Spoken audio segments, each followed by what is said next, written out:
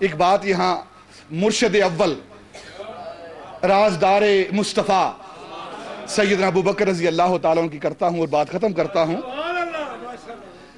سیدنا ابو بکر رضی اللہ تعالیٰ عنہ ایک دن نبی پاک کی بارگاہ میں بیٹھے ہوئے ہیں، بڑے انداز میں نبی پاک تشریف فرما ہیں، چہرہ والضحیٰ کا چہرہ ہے، خوشی ہے، پوری موج میں آقا مولا بیٹھے ہوئے ہیں۔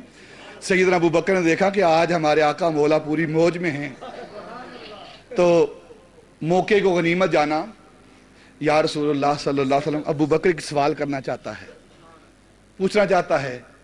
فرمایا ابو بکر تجھ سے کون سی پردہ داری ہے، تو میرا رازدار ہے، کون سی بات تجھ سے میں نے چھپائی ہے، بات پوچھ، کیا پوچھنا چاہتا ہے؟ یا رسول اللہ ایک بات راز کی پوچھنا چاہتا ہوں۔ ابو بکر تجھ سے کوئی راز میں نے چھپایا نہیں ہے، پوچھ کیا پوچھنا چاہتا ہے؟ یا رسول اللہ آپ معراج کی رات اللہ کی بارگاہ میں گئے تھے؟ ہاں گیا تھا، وہاں باتیں ہوئی ہیں؟ ہاں ہوئی ہیں۔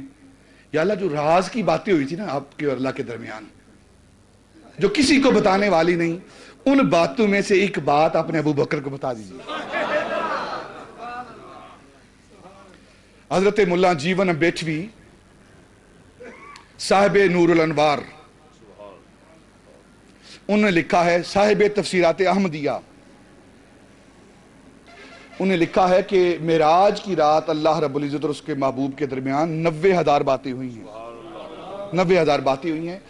30,000 باتیں عام لوگوں کے لیے، 30,000 خاص لوگوں کے لیے، اور 30,000 خاص الخاص لوگوں کے لیے۔ یہ آج کچھ لوگ ہیں جو اپنے آپ کو بڑا ماڈرن کہتے ہیں، جی یہ خاص باتیں کیا ہیں، دین تو سب کے لیے ایک ہی ہے۔ یہ غامدی ٹائپ کے جو لوگ ہیں نا، اور جو صوفیاء کی باتیں ہیں، جو خاص لوگوں کی باتیں ہیں نا، کہتے ہیں جی یہ متوازی دین ہے۔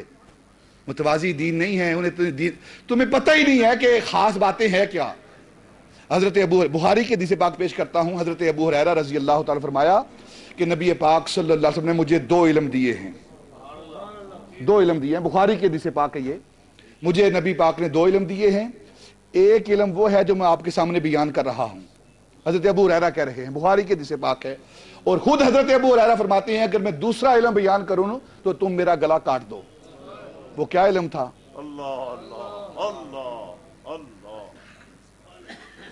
کوئی غلط علم تھا وہ نہیں، وہ راز تھے، وہ باطن کی باتیں تھی، وہ صوفیاء کا معاملہ تھا۔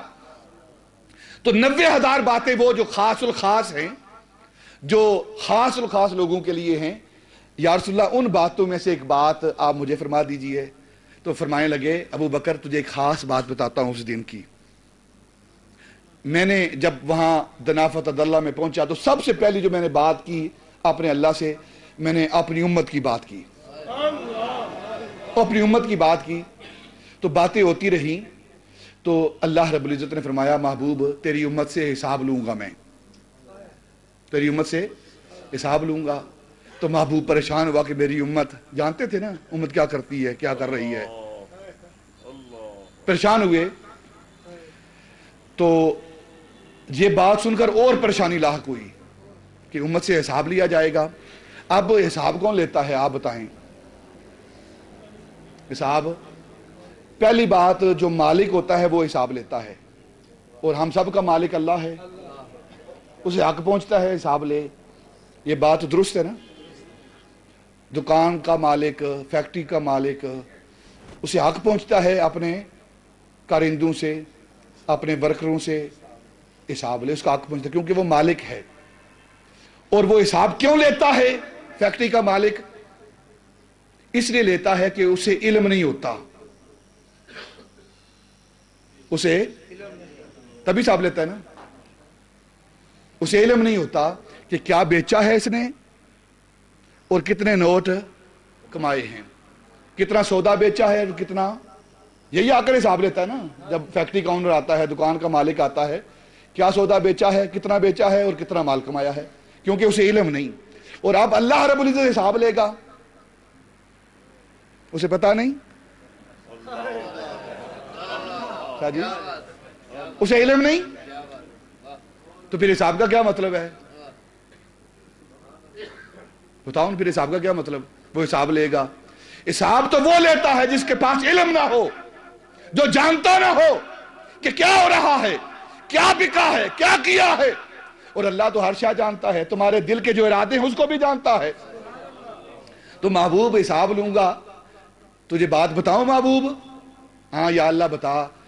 محبوب حساب کے بہانے، جو تجھے کہہ رہا ہوں تیری امت سے حساب لوں گا، حساب کے بہانے میں خدا تیری امت سے کلام کروں گا، تیری امت سے باتیں کروں گا۔ یہ وہ راز کی بات تھی جو سیدنا ابو بکر رضی اللہ تعالیٰ نے اپنے آقا مولا سے پوچھی ہے۔ اب لیکن یہ بات جو بیان کر رہا ہوں کہ حساب کے بہانے تیری امت سے گفتگو کروں گا، یہ نبی پاک صلی اللہ علیہ وسلم کی محبوبیت دکھائی جا رہی ہے کہ محبوب تیرے سبب میں تیری امت سے گفتگو کروں گا۔ تو اللہ رب العزت اپنے محبوب کی سچی اور سچی غلامی عطا فرمائے۔ انہی لفظوں پر اپنی بات ختم کرتا ہوں۔ اللہ اپنے محبوب کی غلامی عطا فرمائے، سنتوں پر عمل کرنے کی توفیق عطا فرمائے، اور ایمانداری کے ساتھ زندگی بسر کرنے کی توفیق عطا فرمائے۔ وما علینا الا البلاغ۔